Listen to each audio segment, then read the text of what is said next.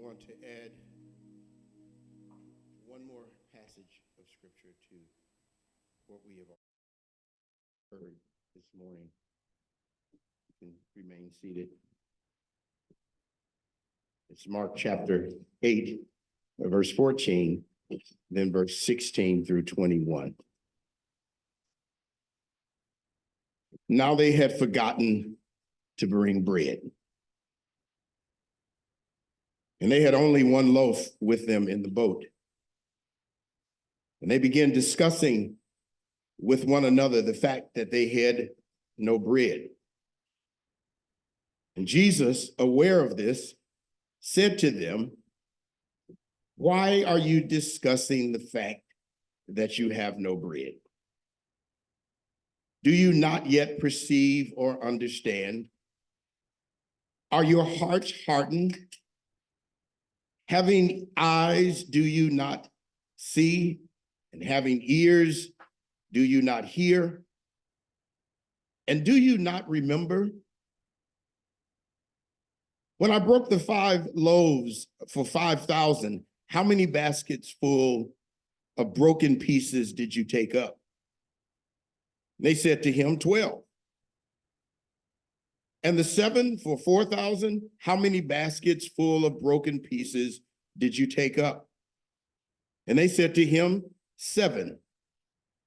And he said to them, "Do you not yet understand?" Father, bless your word to our hearing and understanding in Jesus' name. Amen. Amen. Mark's gospel. We have already seen that Mark's gospel offers to us 19 eyewitness reports concerning the mighty works of Jesus Christ, which demonstrate for us in these 19 eyewitness accounts that Jesus has power and authority over demons, over disease, over nature, and even over death. This is what we've seen as we've journeyed through these miracles, looking at multiple ones at a time, that Jesus has power over demons and disease and nature and death. Mark's eyewitness accounts and testimonies call us then, as we hear these testimonies, these eyewitness accounts, he calls upon us then to draw our own conclusion. Having heard the testimony, having heard the eyewitness reports, what is the conclusion then that you draw concerning who Jesus really is? Last time we saw, as Mark sets before us, eyewitness testimony. We saw on last Sunday testimonies which testify that Jesus has power over nature. Specifically, last Sunday we saw that Jesus has power over the wind and the waters. Jesus has power to speak to the wind and it stops blowing. He has power to speak to the waves and they stop crashing. Jesus has power to walk upon the water that is threatening to drown his disciples. Jesus has power over nature. He has power over wind and water. Nature refers, listen, nature refers to the physical world and everything in it, such as plants and animals, mountains and oceans, seas and wind and rain. Anything that is in the physical world or anything made from anything in the physical world, Jesus has power and authority over it. This means then, are you still with me? This means then that Jesus has power and authority over everything in the physical world, over the physical world and everything in it, and everything made from anything in the physical world. Mark chapter 6, verses 30 through 44, and Mark chapter 8, verses 1 through 9, that our young folk have read for us, provide for us examples of Jesus' power over the physical world. Especially in these two miracles, his power and authority over fish and bread. Jesus has power over fish and bread. Do bread come with that? Yes, Jesus has power and authority over fish and bread. Do you have a need? Do you have a need this morning? And can that need be met by something in the physical world? Are you with me? Do you have a need, and can that need be met by something in the physical world? Then Jesus has the power and authority to meet that need. Jesus can meet your need. Are you with me? Jesus can meet your need for something in the physical world because Jesus not only has authority over fish and bread in the physical world. Are you with me? Not only is fish and bread of the physical world, fish being of the physical world, bread being made by something from something of the physical world. Not only is fish and bread in the physical world, but jobs are in the physical world. Bosses are in the physical world.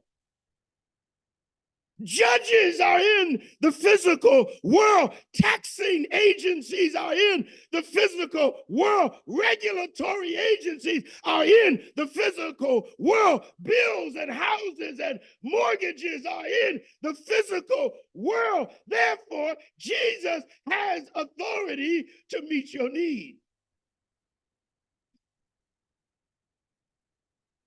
So, when in Mark chapter 8, verses 14 through 21, when the disciples, are you with me? When the disciples are once again fretting over the fact that they don't have bread. They are once again anxious about the fact that they do not have enough bread. Jesus reminds them of the miracles of the fish and loaves. They have seen it. They've seen him feed the 5,000. They've seen him feed the 4,000, the 5,000 on 2 fish and 5 pieces of bread, the 4,000 on 7 pieces of bread, and we don't know how much fish. They've seen him do it, but here they are once again in chapter 8, at the end of chapter 8, fretting over the fact that they do not have enough bread. And the text begins by telling us that they forgot. The text begins by telling us that once again they are called to get on a boat and go to the other side. And the text tells us that they forgot to bring bread. I ain't got time for that. Just they forgot.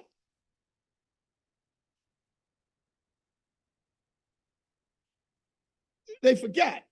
And so they are fretting over the fact that they have forgotten to bring bread. And Jesus, knowing what they are doing, that they are agitated and fearful and anxious about not having enough bread. As a matter of fact, it's 13 of them, and they got 1 loaf of bread getting ready to go to a place where there is no bread, and they are fretting.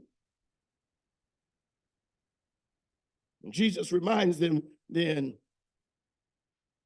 of 5 things that are true of each of the miracles in chapter 4, chapter 6 rather, and chapter number, the 2 miracles that we just read.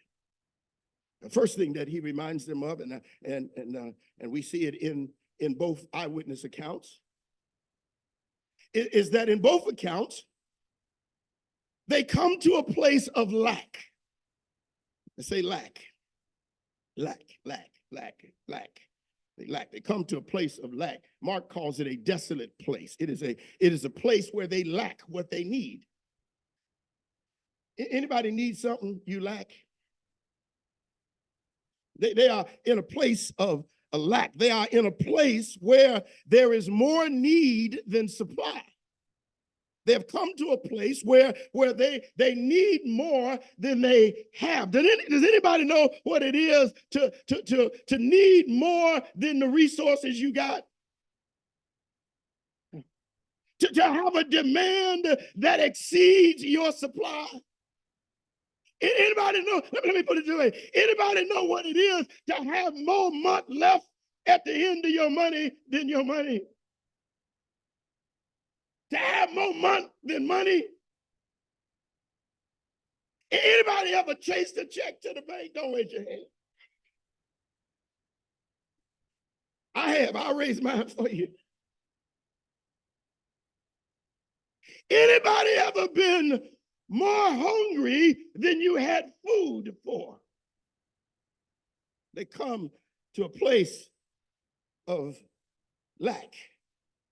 And most of us in this room can probably identify with having lack.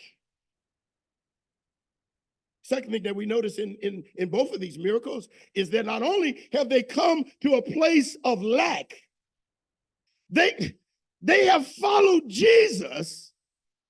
Listen, they have followed Jesus to this place of lack. In one instance, they just followed. In another instance, he invited them. He said, come away to a desolate place. He invites them. It is not difficult. It is not difficult for us to imagine being in a place of lack. Because truth be told, most of us have been there more times than we care to admit.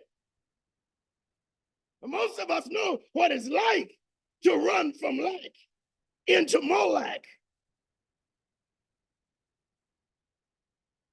Rob Peter to pay Paul, and then hide from Peter.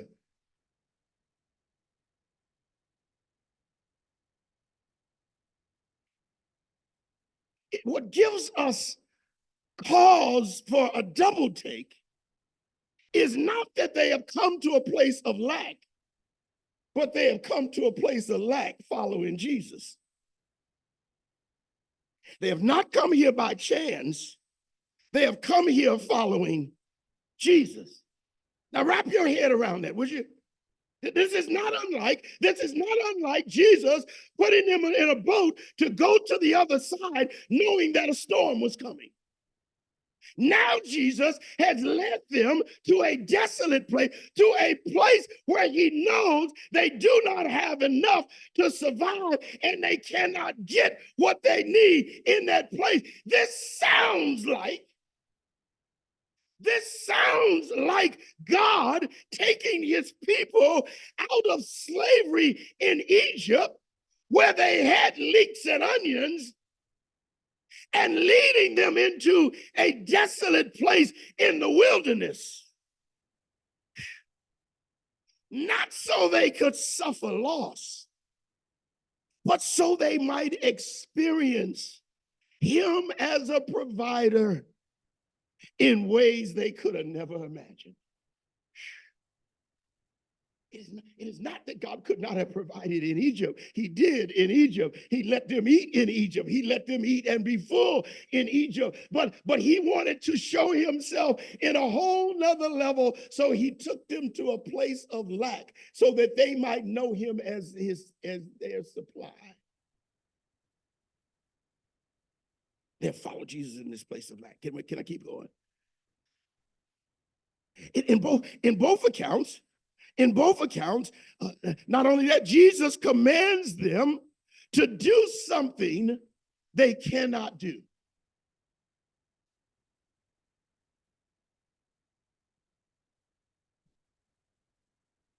they want to mitigate the risk. Okay? They want to get out of this high risk situation. This is some high risk. Okay? And they understand the liability. You know, this is like we have a church function. We go somewhere, way off somewhere, and we don't bring no food. Okay. Well, see, the leaders will be saying, Pastor, send these folk home before they get sick and we get sued. You got all these folk out here, we ain't got no food. In fact, one day they been in 3 days and they ain't ate, and you got them out here, Pastor, and our name on this, and somebody gonna sue us. The disciple says, let's minimize the risk and send these folk home. Jesus said, you feed them. He demands that they do something that he knows they cannot do. He commands them to give more than they have. Now, you can't get blood out of it, turn them. He said, give them to eat, and they ain't got nothing. He demands them, he commands them to do something that is bigger than themselves. And Jesus knows they can't do it when he tells them. He tells them, feed the 5,000. Then he says, feed the 4,000. Knowing they don't even have enough to feed themselves. We see this in both accounts. Next we see in both accounts that Jesus makes it worse. It's not enough that they don't have enough. Jesus got to call their attention to the fact that they don't have enough. They already know they don't have enough. Jesus makes it worse by highlighting the fact that they don't have enough. Mark 6:38 and Mark 8, Jesus, here's number 4, Jesus highlights their insufficiency to increase their dependency. Did this help anybody already? He highlights their insufficiency to increase their dependency. He said, before you try to figure out how you're going to do this, go see how many loaves you have. He know how many loaves they got. He Jesus. He brought them out here. This is a setup. He says, go, how many loaves do you have? In Mark chapter 6, verse 38, he said, go see. Go see. In Mark chapter 8, he says, how many loaves do you have? They say 7. Chapter 6, they say, we got 5, 2 fish, and 5 loaves of bread. Now, these guys are slow. But they ain't that slow. They know. Can we do some new math?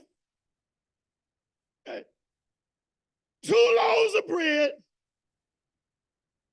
minus 5,000 people.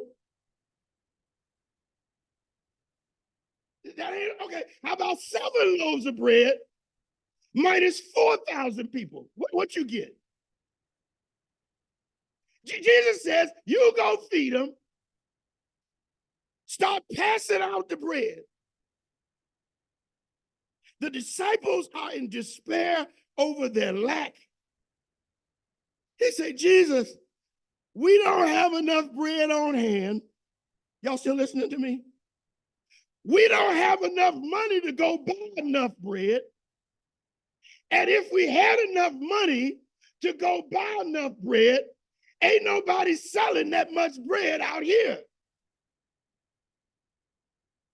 Now, you gotta understand that Jesus is not trying to lead them into despair, but to dependency.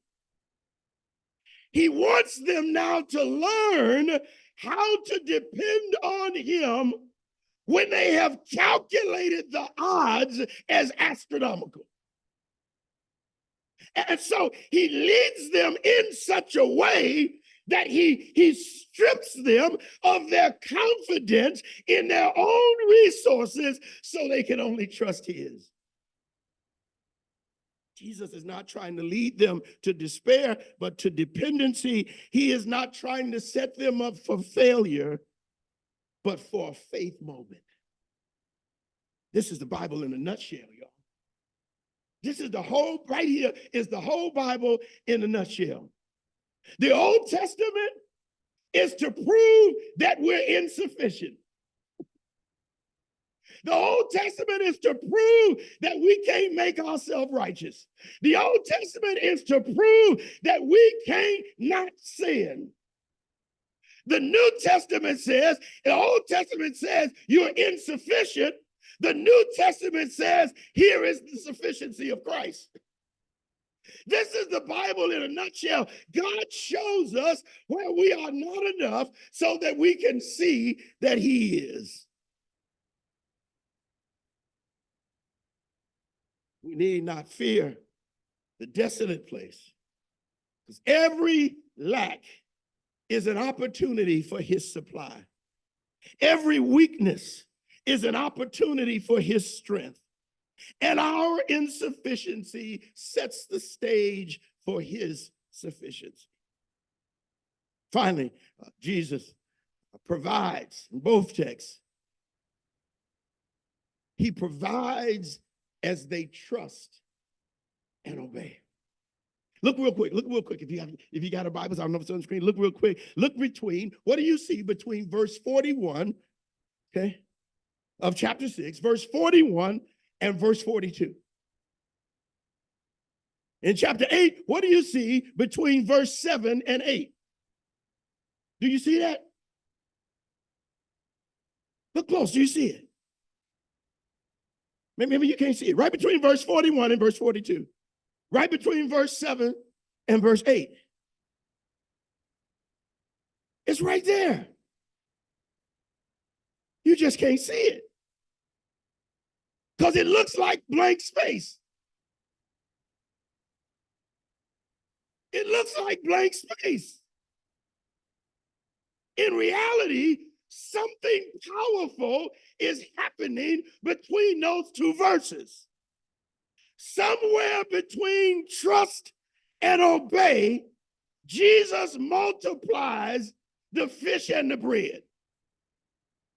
Well, we don't know, because we don't get to see him do it. You see, we don't get to see him. We don't know how he does it. Does he multiply the fish once the basket's empty?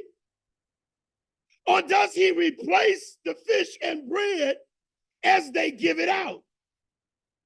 We don't get to see. But somehow, are you listening to, are you hearing me? Somehow, Jesus makes more.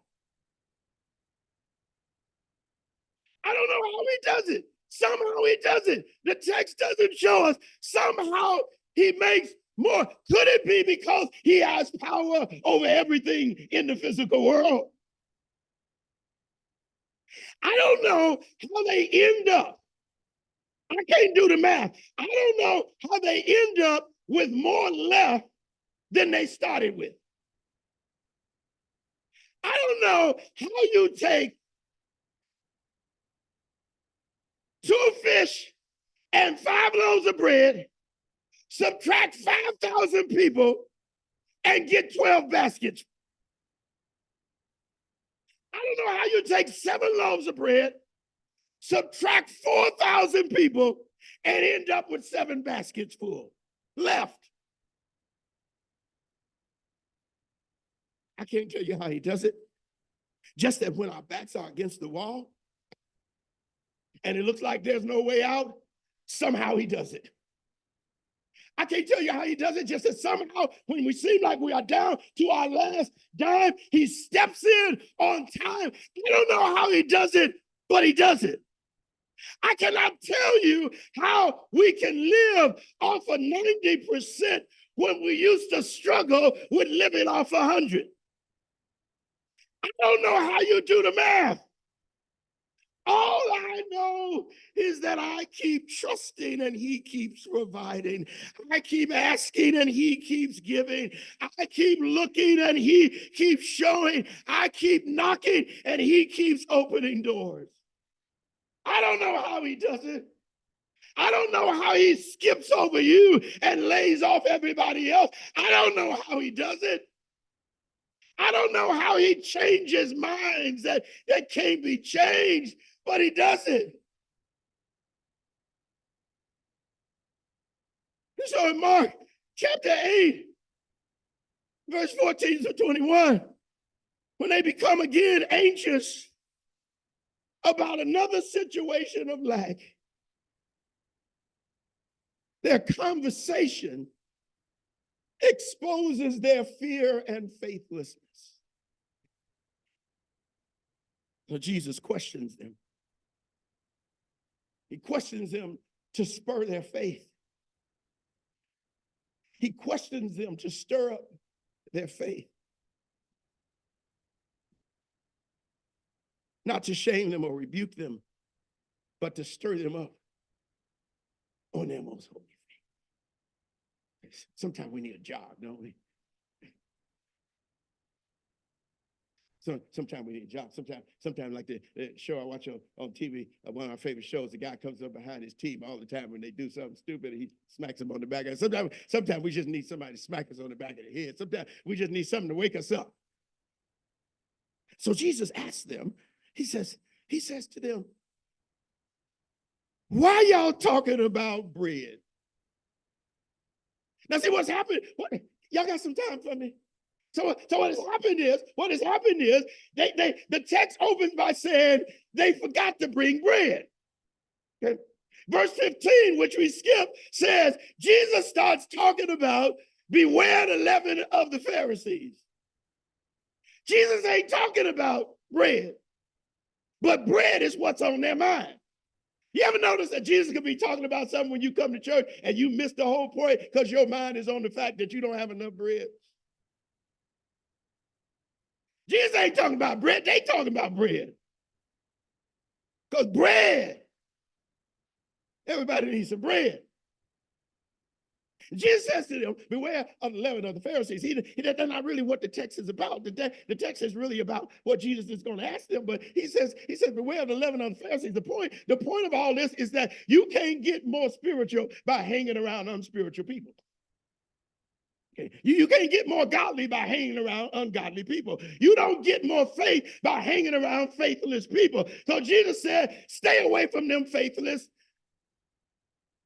Pharisees.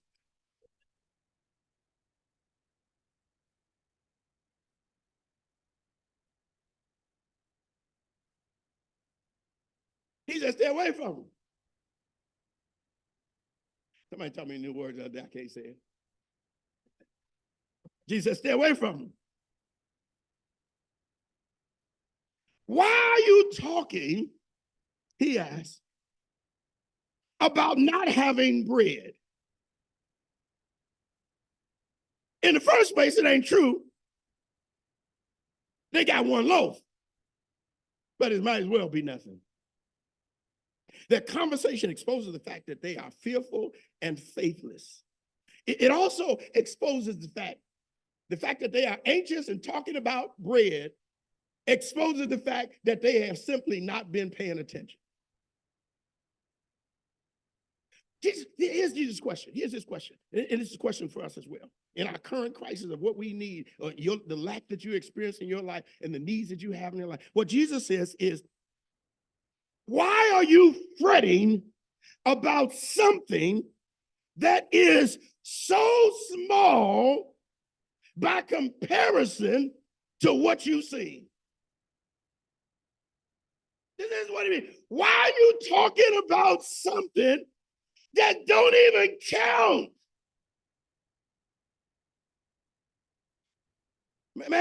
Matthew records that Jesus had said to them before, listen, do not be anxious about your life, what you will eat or what you will drink, nor your body what you will put on. Is not life more than food and the body more than clothing? Look at the birds of the air. They neither sow nor reap nor gather in barns, and yet your heavenly Father feeds them. Are you not much more valuable than they? Which of you, by being anxious, can make yourself taller or live longer? Consider the lilies of the field. They grow not, neither do they toil, and yet even Solomon in all his glory didn't look like it. Do not worry. Do not be anxious about tomorrow. Do not be anxious saying, what shall we eat? Do not be anxious about tomorrow. Tomorrow has enough trouble of its own. A message translation. A couple folk around here really love this translation. Message translation says that they are fussing and finding fault with each other. Anybody know how that is? You ever got funny in your house? Don't just keep looking straight. Money get funny. Ain't nothing funny about money getting funny. I can tell you that right now. Ain't nothing funny about money getting funny. But that's when we kind of turn on each other and we got to point at each other. You hadn't bought that we wouldn't be blah, blah, and you hadn't done that. Did you really need to buy that? Do you really need 2 pairs of shoes?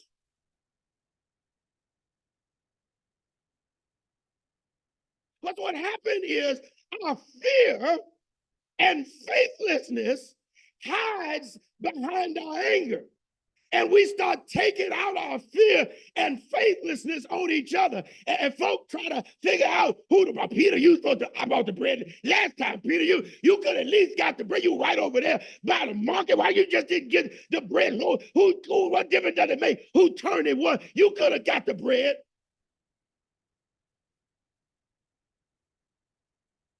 She said, what's wrong with y'all? They are so busy fretting about what they do not have that they are completely ignoring what they do have. Here's what Jesus says. Why are you fearful about bread for 13 when Jesus has provided bread for 5,000 and 4,000? Why are you talking about lack? Why are you talking about the lack of bread like you haven't been here before? This is the core of what Jesus said. Why are you talking about a need like you ain't been here before? Some of y'all know how to survive on ground beef and noodles for a week. And now that you got something, now that you got a little something, you all nervous and anxious. What did you do when you had nothing?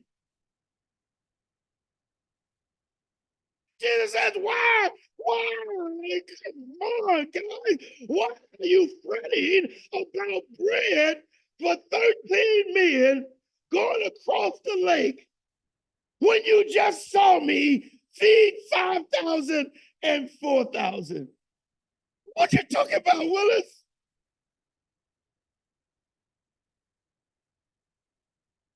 But Jesus asked him, why are you talking about it? Look at your own language. Does your language betray you? Does your language and your conversation betray you? Does what you talk about, does what come out of your mouth betray faith or faithlessness? When you get in trouble, when you think about your need and you open your mouth, does faith come out or does fear come out? Jesus says, why are you talking fear when I've been trying to show you faith? And he says, do you still not perceive and understand? Are your hearts hardened? See, oh, Jesus. See, lack of spiritual insight. Say it with me. Are you still with me? Say it with me. Say, I'm with you, Pastor. Say it even if you don't mean it. Say, I'm with you, Pastor. Lack of spiritual insight is a heart issue, not an intellect issue. Okay? Lack of understanding is a heart issue. What it means, the fact that they do not understand the fish and the loaves means that they have failed to take their history to heart. Okay? Thus, at a moment when they most need faith, they are not receptive to faith moments. Why? Because they haven't taken their history to heart. Well, what I mean? They ate the bread and the fish and never learned from the experience. They just ate the bread. And we do it all the time, right? God comes through. He provides a miracle. He does something for us, and we just walk off and enjoy the miracle. And we forget to learn the lesson we were supposed to learn. He said, your heart is hard because you've not opened yourself up to faith moments, because you have failed to take to heart. Like the wind and the waves, the bread and the fish was not about their hunger. It was about enlarging their view of Jesus, and they missed it once again. If dark clouds of fear and doubt obscure our view of Christ, we must go back and see what we missed. If we have judged Christ to be insufficient for the crisis you are in right now, you must go back and look because you missed something. What miracles have we not taken to heart that we should not believe that Jesus has power and authority over everything? What have we missed? That our fear should be so large and our faith should be so small. What have we missed? Jesus wants to take them back. Then he says, can we take some more? Can you have a little bit more?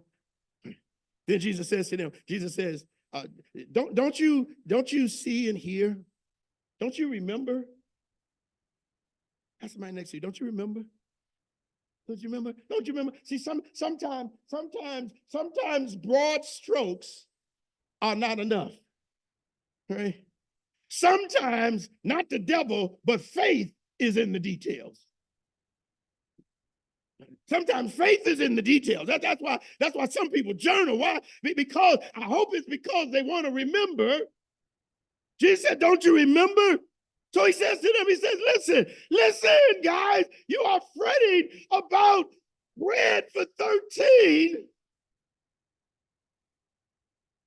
But when I fed the 5,000, Jesus getting into the details, he said, how many baskets did you take up?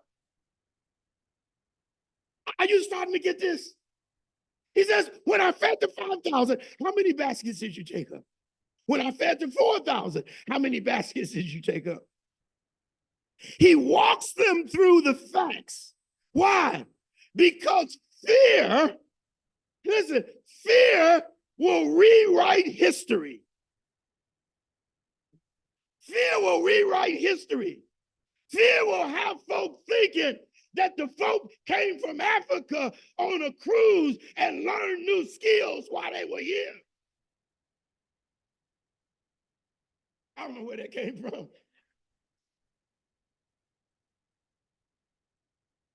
Fear will make you rewrite history. Fear will make you believe that God has never come through for you, when you know that is not the truth. Fear will make you believe in the moment of crisis, in the moment of lack, that God never shows up for you, when you know it ain't true. Jesus says, don't you see? Don't you see? How have you allowed fear to rewrite history? How have you allowed fear to write that whole 2 miracles out of your memory? He said, don't you remember? Don't you remember how I made a way for you when it seemed like there was no way? Don't you remember when your back was against the wall and I came through for you? Don't you remember? Don't you remember that just when you thought it was over, that I showed up and rescued you? Don't you remember? Don't you remember when the lender said yes when they should have said no? He said, don't you remember? Why are you so fearful? How have you forgotten? Don't you remember? Don't you remember how I provided for you when you didn't have a job, and now that you have one, you are fearful? Don't you remember? He says, don't you remember? Oh, Jesus. Finally, he says, do you still not understand? I could join Jesus in this exasperation if it wasn't for the fact that I feel like he's talking to me.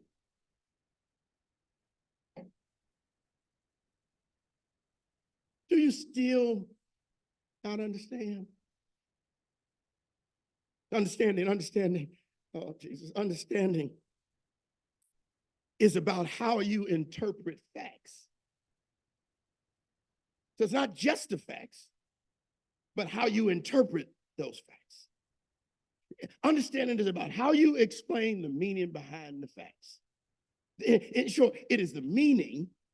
What is the meaning of 5,000 people eating off of 2 fish and 5 loaves and 4,000 people eating off of 7 loaves? What's the meaning behind it? Understanding is asking, what of Jesus' miracles of the past say about and is true about Jesus right now? Understanding is looking back over what we've already been through and asking, what does that say about what Jesus can do right now? Understanding is looking back. That's why the lady says, as I look back over my life and I think things over. But you got to stop sometime and look back and think some stuff over before you start talking crazy. Jesus said, why are you talking crazy? Don't you remember anything at all? Look back and get an understanding. What does it mean that I provided for you yesterday? What does it mean that I've kept you all your life? What does it mean for you today? It means that the same God who provided manna and quail in the wilderness, that didn't let their clothes wear out, that protected them for 40 years in the wilderness, is still God. The Jesus who provided in the past is still the same Jesus. That Jesus is more than enough for all of our needs. That Jesus who provided back then can provide for you now. Paul says, in my God,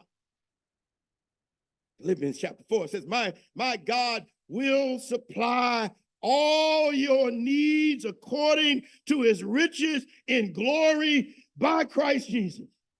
You know what that means? That word supply, oh, geez, I wish I had time. That word supply means to fill up. It means to cram full. You know what I mean? That means that Jesus takes my lack and crams it full of his supply. Jesus takes my insufficiency and crams it full of his sufficiency. Jesus takes my sickness and crams it full of his health and healing. Jesus crams full his supply in the middle of our lack. He fills up my not enough with his more than enough. More than enough. That's why he said that they'll give it into your bosom, shaken down and running over, pressed down, shaken together. Somebody say it with me, pressed down, shaken together and running over, pressed down, shaken together and running over, pressed down, shaken together and running over, pressed down, shaken together and running over.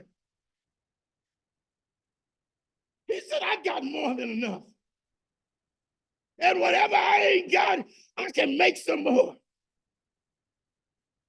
Because I got power and authority over everything in the physical world. Listen, before I sit down or fall down, I got to tell you one more time. Do you have a need? Do you have a need? Yes or no? Do you have a need? Can that need be met by something in the physical world? Then Jesus has the power and authority to meet that need. Jesus has power and authority over the physical world and everything in it and everything made from anything in the physical world. Jesus can meet your needs because not only are fish and bread in the physical world, but money's in the physical world. I know y'all scared to say it with me. Say money is in the physical world. Money's in the physical world. Jobs are in the physical world. Y'all look at me like crazy. Listen. If our federal government can make up money, if our federal government can pull money out of thin air, you mean to tell me Jesus can't provide money? You mean to tell me Jesus can't provide what we need? Jobs are in the physical world. Liars and plotters are in the physical world. Bosses are in the physical world. You say, no, my boss ain't from this world. My boss from another world, but yeah, he in this world. And I already told you, Jesus got authority over demons and devils. Bosses are in the physical world. Doctors and lawyers and judges are in the physical world. Taxing and regulatory bodies are in the physical world. Presidents and kings and dictators are in the physical world. Politicians are in the physical world. Bills and houses and mortgages and rent are in the physical world. Drywall and carpenters and roofers for the Barnabas house are in the physical world. Because Jesus is our Jireh, Jesus is our provider, and Jesus is more than enough. He is more than enough. He is more than enough. For whatever you need, he is more than enough. Listen. You got a need. I want you to stand in a minute. We're gonna sing this song for a minute. But I want you to stand in a few minutes. We got good time. If you got something that represents your need, maybe you got the bill in your pocket. Don't you look at me like I'm crazy. I'm just crazy enough to believe you got the bill in your pocket because you don't want to let it out your sight. Get it in your hand. Whatever it is. Maybe you don't have to pay. Maybe it's on your phone. Maybe the bill is in your email. Whatever it is, whatever your need is, I want you to get something in your hand that represents the need that you have and that you need God to supply. Get something in your hand. If you don't have anything that represents it, there's some index cards. Raise your hand, and I want you to write that need on a card. Just raise your hand if you need it. Somebody will bring you an index card. That's over there. There's two over there. Some index cards over there, brother. Right there? Yes, sir. Yes, sir.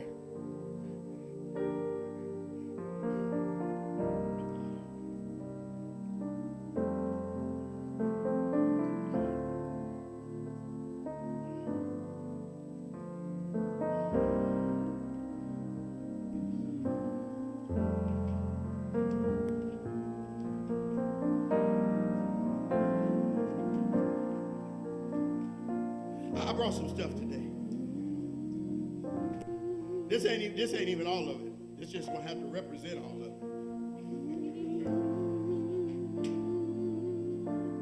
No, I'm good. I brought mine.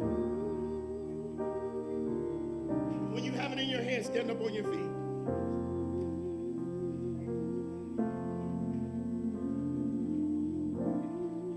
Listen, Jesus has authority and power over everything in the physical world. Maybe the need you have is about a person. Stand up and hold them in your hand. Write their name down.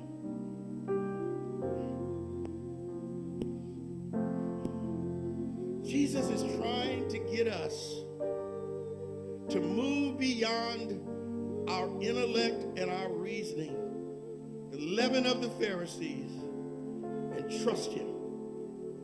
And trust him. Because Jesus has power and authority over everything. You got that need in your hand, just lift it high. We're gonna pray. If you want somebody to pray with you, you want somebody to agree with you in prayer, there'll be some folk that are around that agree with you in prayer, but we're gonna believe God. Do y'all hear me? Ask for miracles in the time of the miraculous. Ask for rain in the time of rain. Ask for breakthroughs in the time of breakthrough. God is doing something in the earth. Press into it, and you don't know if you never ask. Do you hear me? Tuition is in the physical world. Do you hear me? It's in the physical world. Housing is in the physical world. Somebody right now don't know where you're going to live. You don't know where you're going to live. That's in the physical world. Do y'all hear me? Come on, lift that high, lift that high. Lift it high.